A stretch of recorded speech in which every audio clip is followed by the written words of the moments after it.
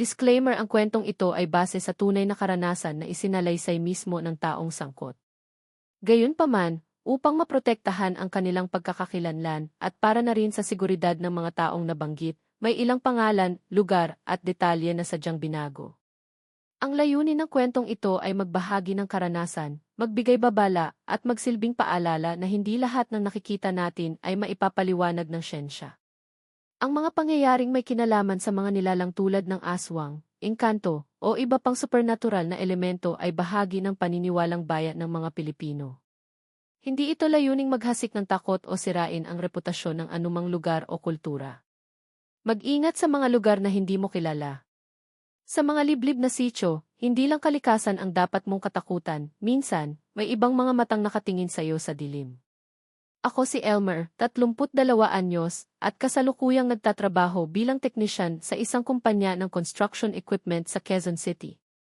Mahigit 5 taon na ako sa trabahong ito, at sa panahong iyon, marami na akong nakasalamuha, iba't ibang ugali, iba't ibang kwento.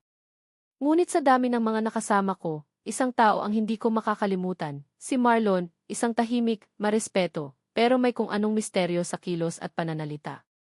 Naging magka-team kami sa project maintenance ng ilang heavy machines. Mabait siya at hindi reklamador, kaya mabilis kaming naging magkaibigan. Sa tuwing lunch break, nagkukwentuhan kami tungkol sa buhay, pamilya, plano sa kinabukasan. Isang araw, sa gitna ng inuman naming magkakatrabaho sa barracks, bigla siyang nagbanggit ng isang balak, "Tol, samahan mo naman ako sa amin sa probinsya. May titingnan akong lupa sa sitio ng asawa ko. Mura lang at maganda daw yung tanawin.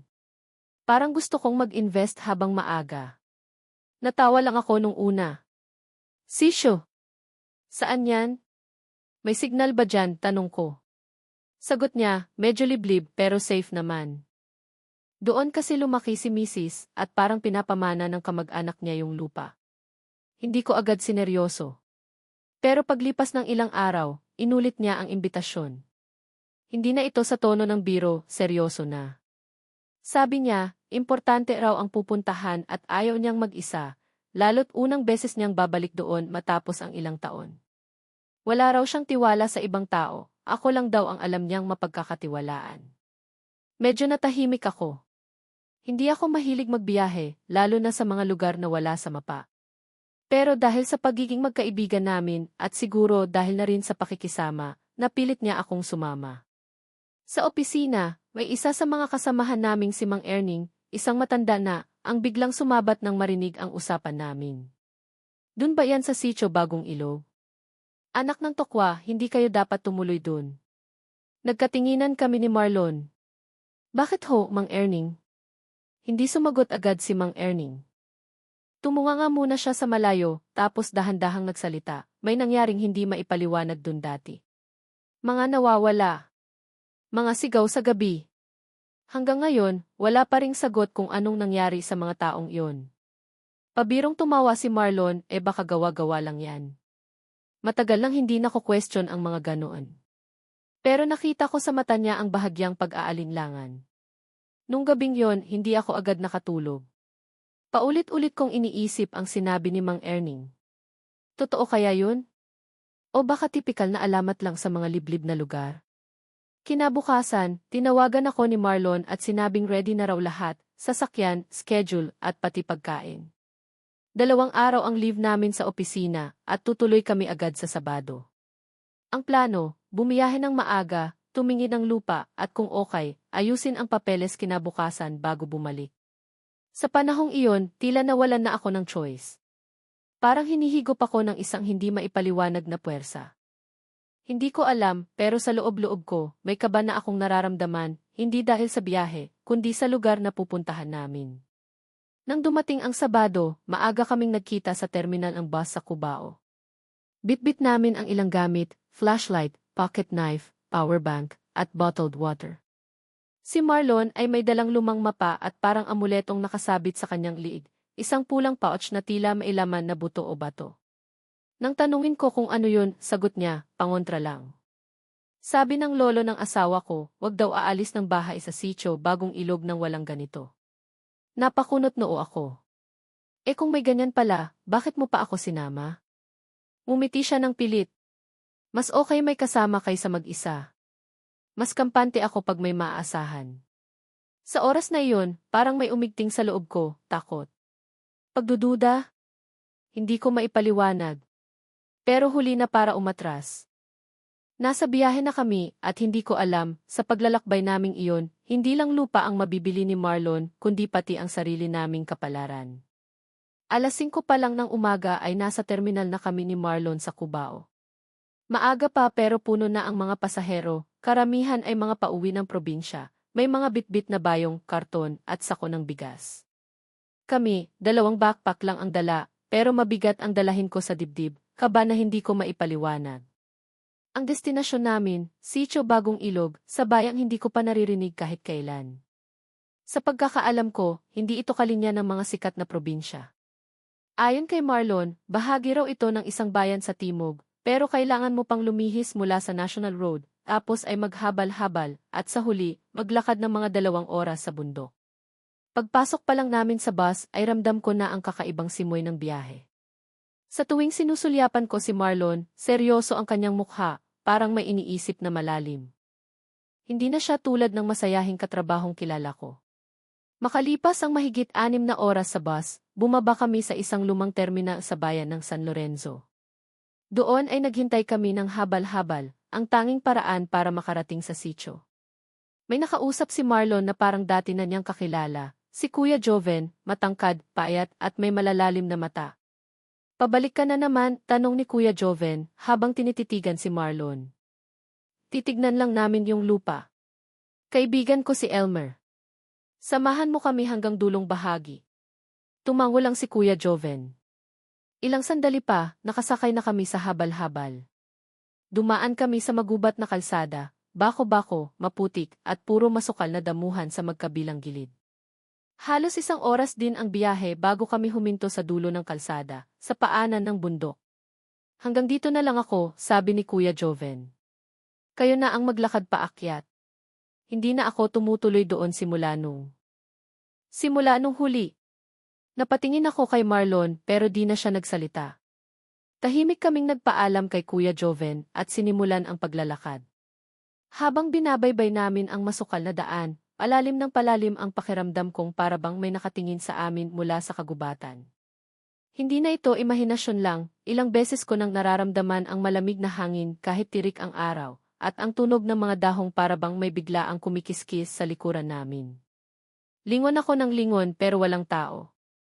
Elmer, huwag kang lalayo sa akin, sabi ni Marlon habang inilalabas ang maliit na pulang pouch sa kanyang liig. Kapag may naramdaman kang malamig o biglang humangin kahit walang puno, hawakan mo to, iniabot niya sa akin ang isa pang pouch. Ano ba talaga to, Marlon, tanong ko. Proteksyon lang. Hindi ko rin alam kung gaano ka-epektibo, pero dito, mas mabuti ng handa. Napalunok ako ng laway. Kung dati ay biro-biro lang sa akin ang mga kwentong aswang, ngayon ay para bang isa na akong karakter sa isang alamat. Makalipas ang halos 2 oras na paglalakad, lumitaw sa harapan namin ang isang maliit na komunidad, walang konkretong kalsada, puro lupa't bato, at ang mga bahay ay yari sa kahoy at pawid. Tahimik ang paligid. Walang batang naglalaro, walang manok na tumitilaok, at wala ni isang tao sa kalsada. Parang ghost town. Ito na iyon. Sitio Bagong Ilog, mahinang sabi ni Marlon. Tahimik dito, puna ko. Ganito talaga dito. Hindi sanay ang mga tao sa bisita. Pero mababait sila noong una. Pumasok kami sa bahay ng isang kamag-anak ni Marlon na si Chalagring, isang matandang babae na tila hindi na lumalabas ng bahay. May baluktot na likod, sunog ang balat sa araw, at matatalim ang mata. Dumating ka rin, ani Chalagring habang tinitigan ako ng matalim. Kaibigan mo? Opo, tiya. Siya si Elmer. Sasamahan lang ako saglit. Umiling si Chalagring. Hindi maganda ang panahon ngayon. May gumagalaw na naman sa paligid tuwing gabi. Nanahimik kami pareho ni Marlon. Pagkatapos naming kumain ng huling hapunan sa araw na iyon, kanin, tuyo, at itlog, pumunta kami sa maliit na kwarto na inihanda para sa amin. Doon ko unang naramdaman ang malamig na ihip ng hangin kahit walang bintana ang bukas. Hindi ako mapakali. Pinakinggan ko ang paligid at narinig ko ang kaluskos sa bubong.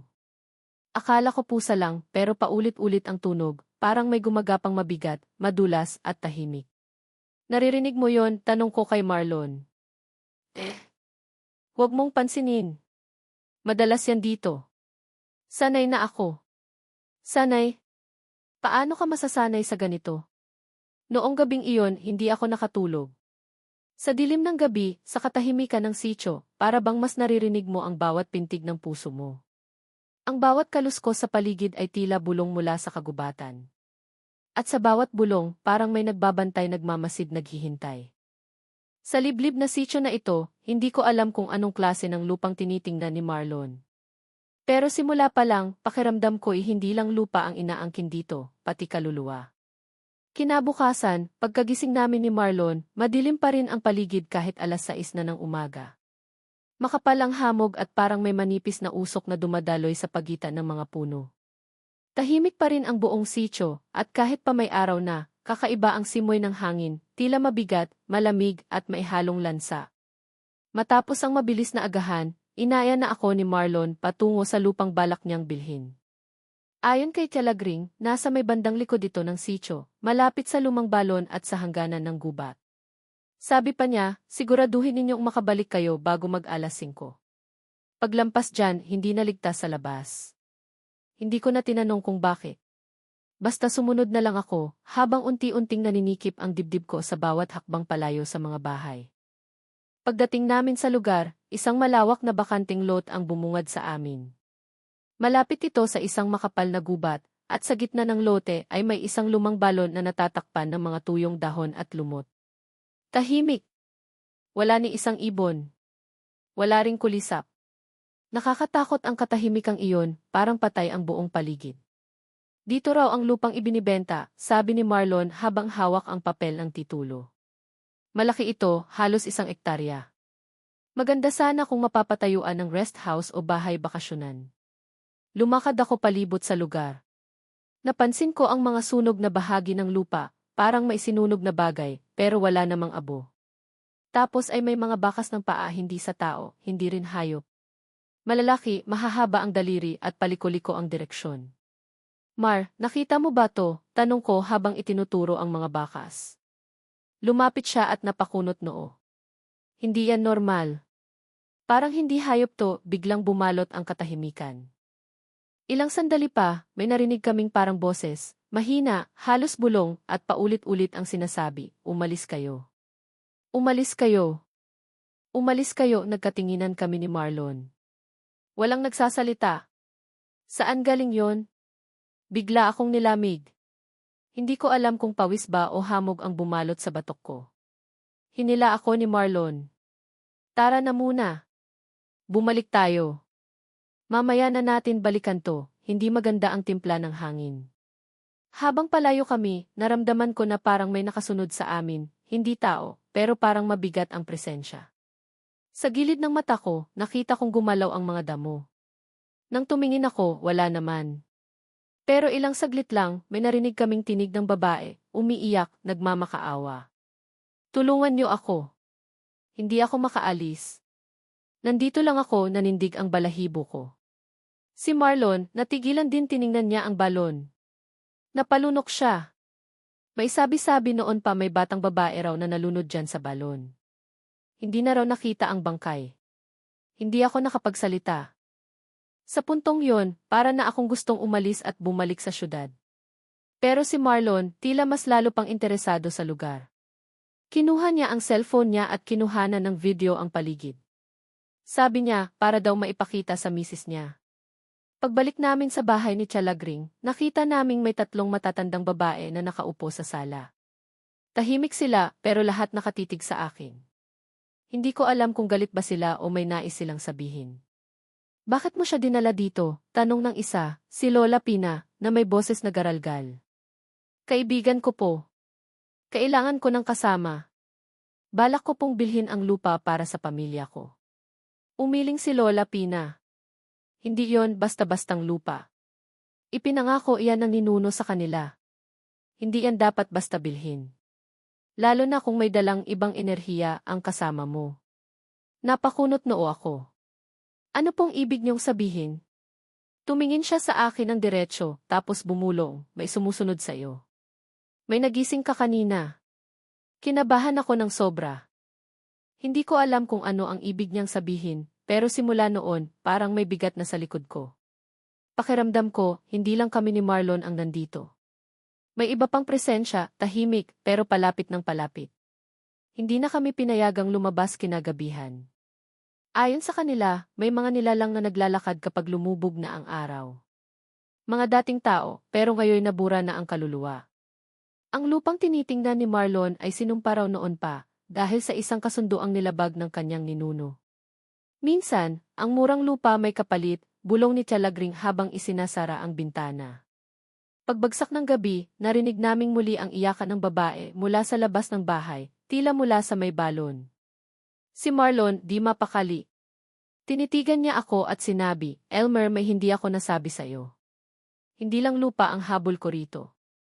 Gusto ko ring alamin kung totoo ang sinasabi ng asawa ko na baka hindi lang lupa ang iniwan sa amin ng lolo niya, kundi isang sumpa. Sa puntong iyon, napagtanto ko, hindi lang pala ako sinama ni Marlon para may kasama siya. Sinama niya ako para may sakripisyo.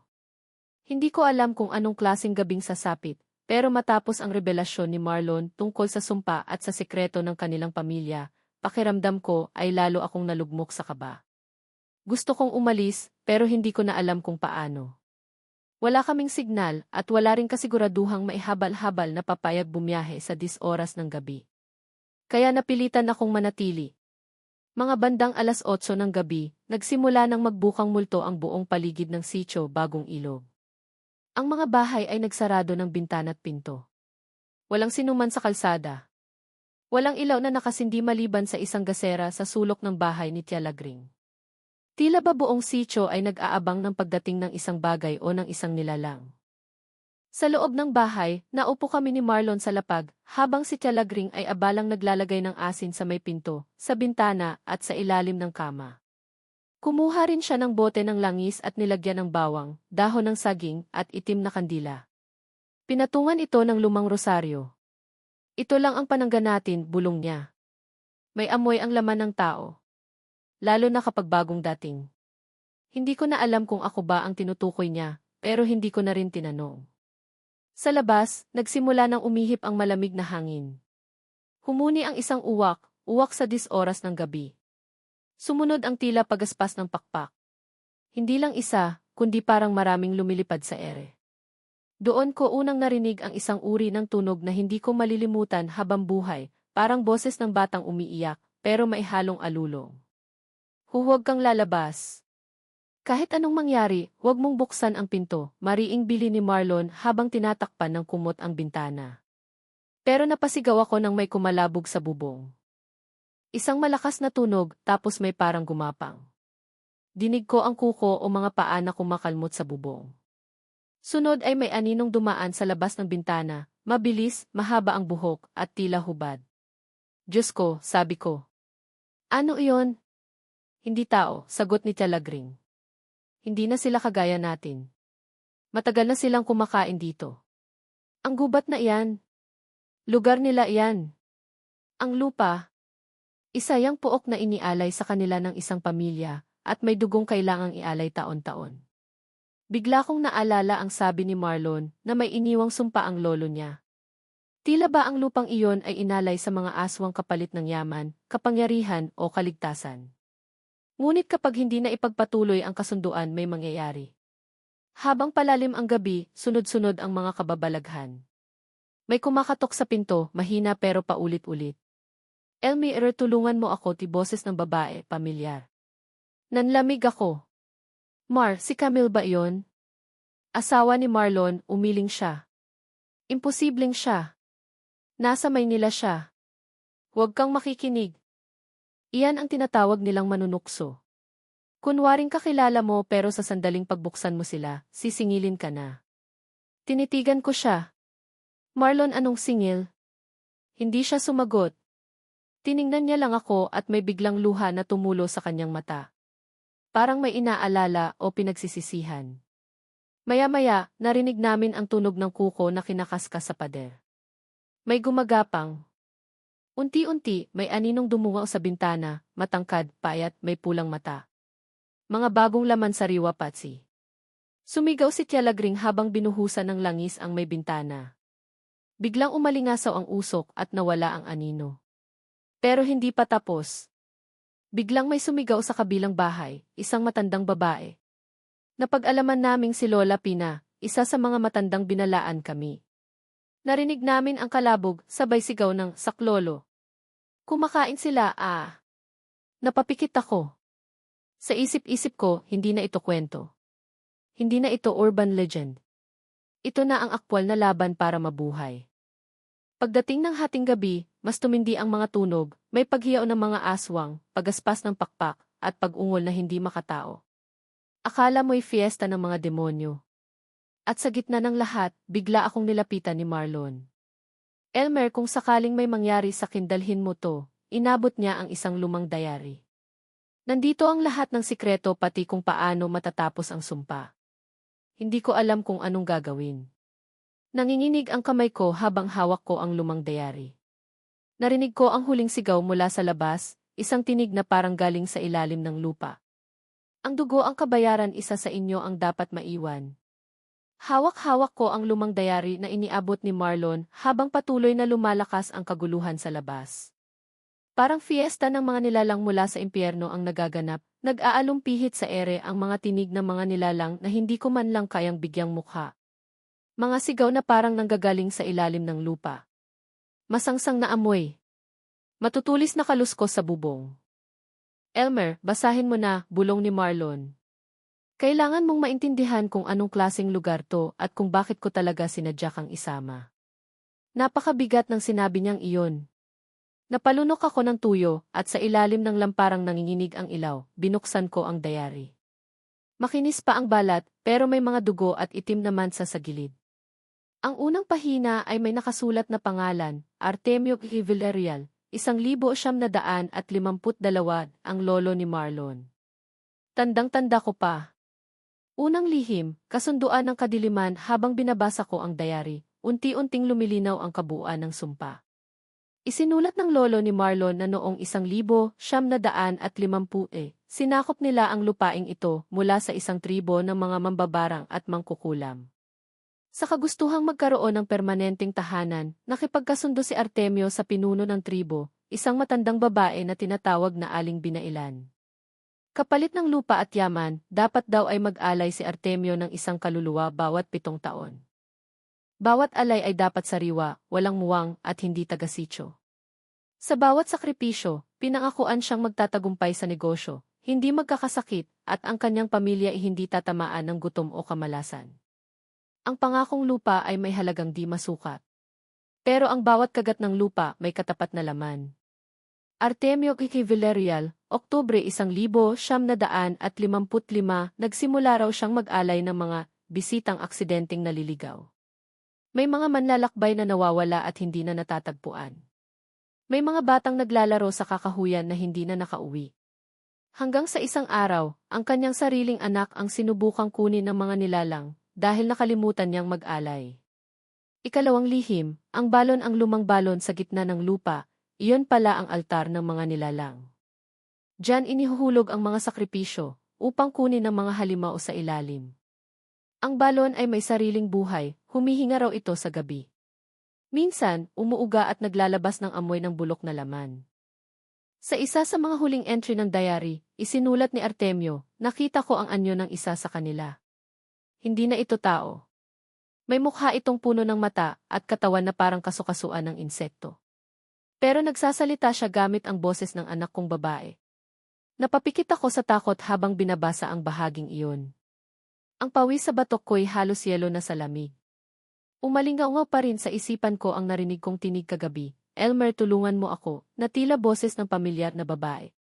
Ikatlong lihim, ang pagpapatuloy ng sumpa sa pinakahuling pahina ng diary. Sinabi ni Artemio na kung wala nang gustong tumuloy sa kasunduan, kailangan na ang huling sakripisyo. Isang tao na may dugong Villarreal o isang dayo na sinadya ang pagpunta. Kung hindi ko kaya, ang apo ko na lang ang tatapos. Ngunit dapat may kasama siya. Isang walang muwang. Isang kaibigan. Bigla akong kinabahan. Tumingin ako kay Marlon. Nakayuko siya. Hindi siya nagsasalita. Hawak niya ang maliit na bag na kanina pa niya iniipit sa dibdib. Elmer, patawad. Hindi ko alam kung paano ko sasabihin to, pero ikaw ang kasama kong kailangan sa ritual. Anong ibig mong sabihin? Ang sumpa, hindi pwedeng wakasan ng isa lang. Kailangan ng dalawang dugo, isang mula sa lahi ko at isang inosente. Hindi ko alam kung totoo to, pero kung hindi natin susubukan tayong dalawa ang isusunod nila. Napasigaw ako, ginamit mo ako. Tumulo ang luha niya. Kaibigan kita. Pero sa totoo lang, ikaw lang ang nagtiwala na sumama rito. Lahat ng iba kong kakilala tumanggi. Lalong bumigat ang dibdib ko. Gusto kong saktan si Marlon, pero natatakot din akong mawala ng kasama. Panahon na lang ang kalaban namin at ang mga halimaw sa paligid. Ang lihim ng balon, muli akong napatingin sa diary. May huling instruksyon, kung nais tapusin ang sumpa, sa balon ihulog ang dalawang dugo. Hindi patay kundi buo. Isa ang mag-aalay. Isa ang mananatili. Ibig sabihin isa sa amin ang kailangang maiwan sa balon. Buhay. Biglang may malakas na kalabog sa pinto. Tuk, tuk, tuk. Tumingin kami ni Marlon. Nanginginig ang bahay. May aninong may pakpak sa labas, matangkad, may mahahabang kuko. Tila hindi na ito nakapaghintay. Tila gusto nitong kami magdesisyon na. Wala na tayong oras, sabi ni Marlon. May simbolong hugis mata na nakaukit sa gilid ng pahina. Doon ko nabasa, sa huling gabi ng 7 taon, kung hindi nais ipagpatuloy ang kasunduan, dapat ihulog ang dalawang buhay sa balon, isa mula sa lahi ng nagkasala, at isa mula sa labas, inosente. Ngunit kung maihandang magsakripisyo ng sarili para sa iba, sapat na ang isa, ngunit ang sumpa ay mapupunta sa kanyang dugo habang buhay. Napatigil ako. Ibig sabihin, kung isa sa atin ang magsakripisyo, ligtas ang isa. Pero yung isa, habang buhay ng kakabit ng lupaing to. Tumango si Marlon. Ako dapat ang maiwan, Elmer. Dugo ko ang may kasalanan. Pero kung hindi ka sasama, hindi gagana ang ritual. Kailangan ng dalawang buhay sa harap ng balon at isa ang kusang pipili. Papunta sa balon, bitbit ang gasera, asin at langis, lumabas kami ng bahay. Pinalibutan kami ng mga aninong hindi malinaw kung hayop o tao. Walang bumati, pero nararamdaman kong sinusundan kami ng daan-daang mata. Minsan may lumilipad. Minsan may gumagapang sa ilalim ng lupa. Sa gitna ng masukal na bahagi ng sitio, natanaw namin ang balon, napapaligiran ito ng mga lumang kahoy na may nakaukit na sinaunang simbolo. Ang paligid ay may itim na kandilang naupos. Parang altar ng mga Diyos-Diyosan. Sa mismong gilid ng balon, may bato na hugis ulo. Nakatutok sa langit. Parang may nakaabang. Nang nasa harap na kami ng balon, biglang tumigil ang lahat. Walang hangin. Walang ingay. Tila ang buong sitio ay naghihintay. Naroon ang mga nilalang sa kakahuyan. Nakatanaw. Hindi umatak. Parang may iniintay na desisyon. Ako na lang, biglang sabi ni Marlon. Ako ang may kasalanan. Ako ang magpaparusa sa sarili ko. Elmer, salamat sa lahat. Patawarin mo ako kung ginamit kita. Gusto ko siyang pigilan. Pero sa totoo lang, hindi ko alam kung ano ang tama. Wala akong kasalanan. Pero alam kong kung aalis akong mag-isa, habang buhay akong dadalhin ng konsensya. Biglang may tunog mula sa ilalim ng balon. Isang buhay hindi sapat. Isang puso dapat pumili. Narinig naming dalawa. Hindi lang hallucination. Boses ng lupa. Elmer, sabi ni Marlon. Kung lalapit ka't hahawak sakin, sapat na yon. Yun lang ang kailangan ng balon para makilala ang kusang alay. Kung hindi mo ko hahawakan, ako ang isusubo nito. Hindi ako makagalaw. Tumutulo ang luha ni Marlon. Sa paligid, tila lalong dumami ang mga mata sa dilim. Lumapit siya sa bungad ng balon. Ito ang kapalit ng kasalanan ng lolo ko. Ng pamilya ko. Hinawakan niya ang diary, hinalikan ito at inilagay sa gilid ng balon. Lumapit ako. Nanginginig. Sa loob ng ilang segundo, nagkatitigan kami. Inabot niya ang kamay niya sa akin. Ako na ang pipili. Lalapit ba ako para isalba siya at akuin ang sumpa? O hahayaan ko siyang mawala para makaligtas ako? Tumingin ako sa kanyang mata. At sa huling segundo hindi ko siya hinawakan. Napapikit si Marlon. Ngumiti. Salamat, sabi niya. At sa isang iglap, hinigop siya ng balon. Walang dugo. Walang sigaw. Parang nilamon lang siya ng lupa. Nang mawala siya, biglang naghiyawan ang mga nilalang sa gubat. Isa-isang nagsyalisan, parang sinabihan ng isang nakatataas na tumigil. Ang paligid ay unti-unting natahimik. Umihip ang hangin. Nagsimula nang sumikat ang araw. At ako ang naiwan. Pagkatapos ng alay bumalik ako sa bahay ni Tialagring. Walang tao. Ang mga bahay ay parang luma na. Parang matagal nang walang nakatira.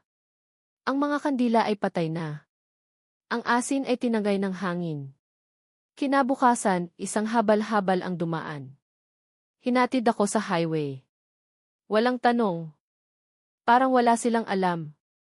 Pagbalik ko sa syudad, binalikan ko ang pamilya ni Marlon. Walang gustong magsalita. Parang wala silang alam sa nangyari. At ang mas nakapagtataka, wala na raw si Marlon sa talaan ng empleyado namin. Parang hindi siya kailanman nagtrabaho sa opisina. Wala sa records. Wala sa social media. Wala sa kahit anong database. At ang diary? Pagbalik ko sa apartment, nawawala na rin. Pero gabi-gabi panaginip ko pa rin ang balon. At minsan, paggising ko, may markang 3 kuko sa dibdib ko. At naririnig ko na ang bulong mula sa ilalim ng lupa. Babalik ka rin. Makalipas ang ilang araw mula sa pagkawala ni Marlon at matapos akong makabalik mula sa sitio, inakala kong tapos na ang lahat. Inakala kong naiwan ko sa lugar na iyon ang lahat ng sumpa, takot at dilim. Pero hindi pala ganoon kadaling makatakas.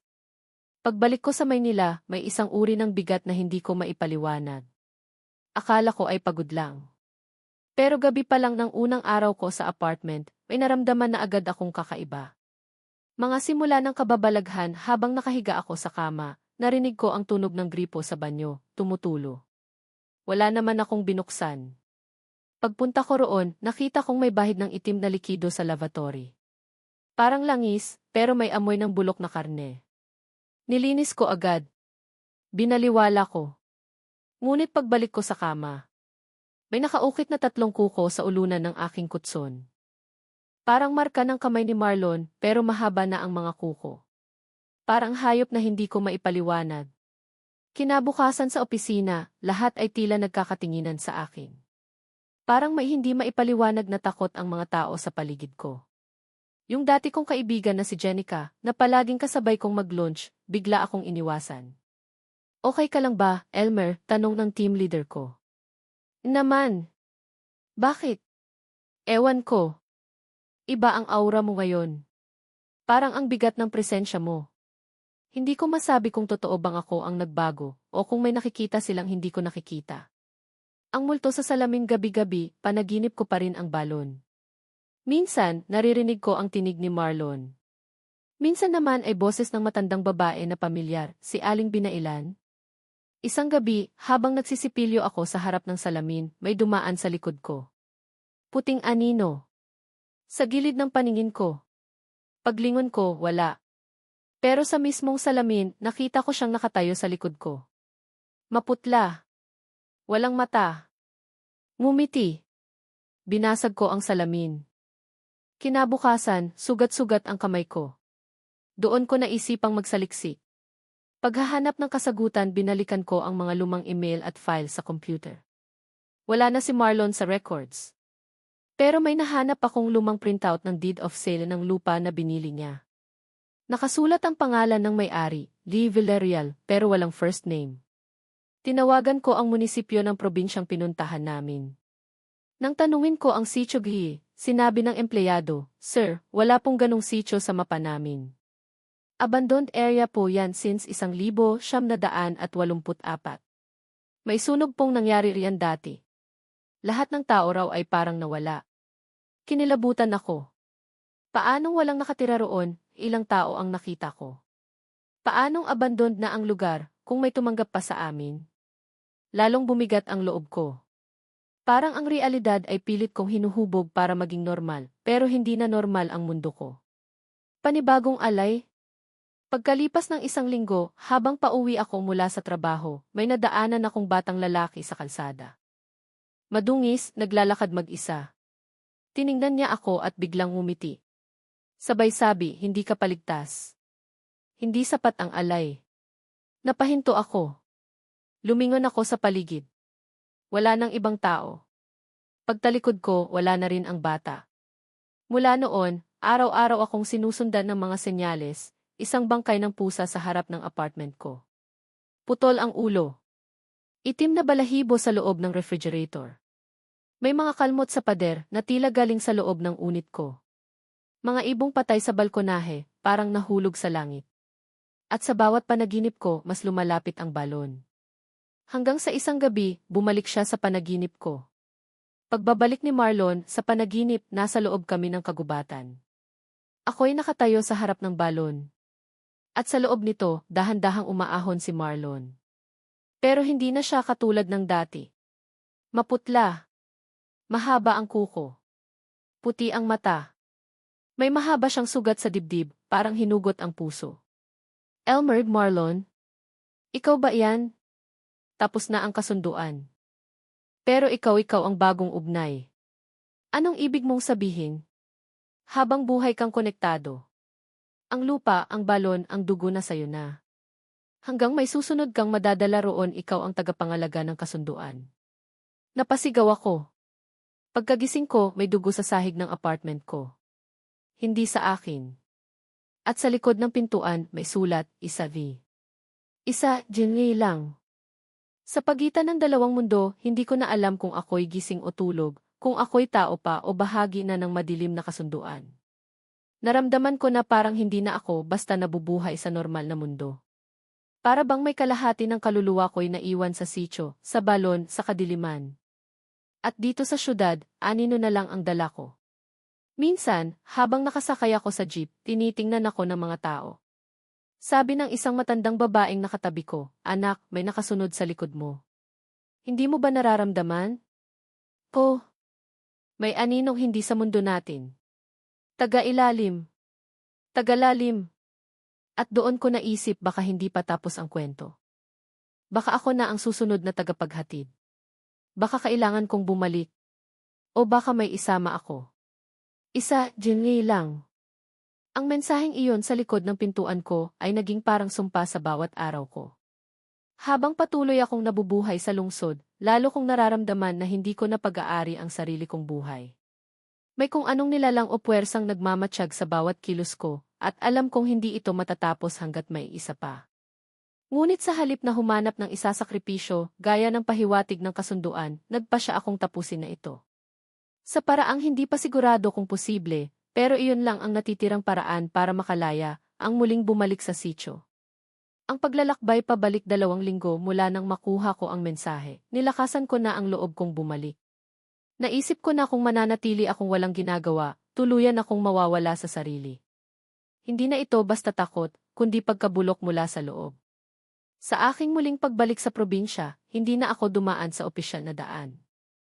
Alam kong walang mapa o record ng Sitio B, kaya ginamit ko ang mga natatandaan kong landas, ang maliit na tulay na sira, ang punong may 3 sanga, at ang kalsadang puro damo. Habang papalapit ako, ramdam kong nag-iiba na naman ang hangin. Tumitigil ang mga ibon sa paglipad. Walang kahol ang aso. Walang ingay ng insekto. Tila hinahakbang ko ang pagitan ng dalawang mundo. Muling pagtapak sa lupa nang makarating ako sa lugar, laking gulat ko, hindi na siya tulad ng dati. Wala nang bahay. Wala na ang lumang bahay ni na Artemio. Wala na ang balon. Ang dating gubat ay naging isang malawak na tuyong lupa. Pero naroon pa rin ang presensya. Parang kahit wala kang nakikita, alam mong may nagmamasid. Lumakad ako sa gitna ng tuyong lupa at nagsalita, Marlon. Naririto ako. Ako ang ugnay. Ako ang tagapagdala. Walang tugon. Pero unti-unting lumamig ang hangin. At sa kalagitnaan ng lupaing iyon, may umusbong na pabilog na bitak sa lupa. Parang hinihigop ang paligid. Ang balon ay bumalik. Doon ko inilabas ang isang bagay na itinago ko, ang huling pahina ng diary. Sa panaginip, iniabot ito sa akin ni Marlon, at kahit hindi ko alam kung paano, dala ko ito paggising. Sa pahinang iyon, nakasulat, kung ang tagapagdala ay handang wakasan ang kasunduan, ilubog ang kanyang pinakapinagkakatiwalaang alaala. Ang balon ay uhaw sa koneksyon. Sakripisyo ay alaala, hindi dugo. Napaisip ako. Alaala? Anong ibig sabihin? Naalala ko ang isang litrato namin ni Marlon noong unang fieldwork, panahon ng wala pang lagim. Panahong totoo ang pagkakaibigan. Hindi pagsasamantala. Iyon ang pinakapurong alaala namin. Nilabas ko ang litrato mula sa wallet. Inihulog ko ito sa balon. Ang huling pagsubok pagkahulog ng litrato, umalinggaw ang sigaw mula sa ilalim. Mga boses na halo-halo, bata, matanda, lalaki, babae. Parang daan-daang kaluluwa ang umaalma. At mula sa paligid, isa-isang nagsilabasan ang mga nilalang. Ang mga aninong lumalakad sa dilim. Nakakapit sa mga punong hindi na nabubuhay. Mga aswang, manananggal, tikbalang, at mga nilalang na walang pangalan. Ngunit hindi sila umatake. Hinaharangan nila ako. Mula sa harap, unti-unting humakbang ang isang nilalang, si Marlon. Hindi na siya yung Marlon na kaibigan ko. Isa na siyang anino ng sarili niya, itim ang mata, mahaba ang kuko, ngunit mailuha sa pisngi. Elmer, bakit mo ako iniwan? Hindi ako nakasagot. Pero hinawakan ko ang dibdib ko at inilabas ang huling alay. Ang singsing na binili niya noon para sa fiance niyang iniwan. Simbolo ng pag-ibig, pagkakaibigan at pagkatalo. Ito ang huling koneksyon. Ikaw ang ugnay. Ako ang saksi. Tapos na, Marlon. At inihulog ko ang singsing sa balon. Pagtatapos ng sumpa muling yumanig ang lupa. Isa-isang nawala ang mga nilalang. Parang pinawi ng liwanag ang mga anino. Si Marlon ay dahan-dahang umiti, ang tunay ng ngiti niya, hindi ng halimaw. Salamat, tol. Nahanap mo ang tamang alay. Hindi dugo kundi pag-alala. Patawad kung dinala kita sa dilim. Pero ikaw ang nagtapos ng kasunduan. At tuluyang nawala si Marlon, kasabay ng pagbagsak ng balon sa sarili nitong lalim. Napuno ito ng buhangin, parang hindi na kailanman muling mabubuksan. Pagbalik sa lungsod, ngayon ay tahimik. Pagbalik ko sa syudad, wala nang kakaibang ingay. Wala nang multo. Wala nang anino sa salamin. Parang naibalik na sa ayos ang mundo ko. Pero alam kong may bakas na naiwan. Hindi na ako katulad ng dati. May bahagi sa akin na nasadlak na sa dilim at doon na rin namulat. Minsan, may mga lugar tayong hindi dapat puntahan.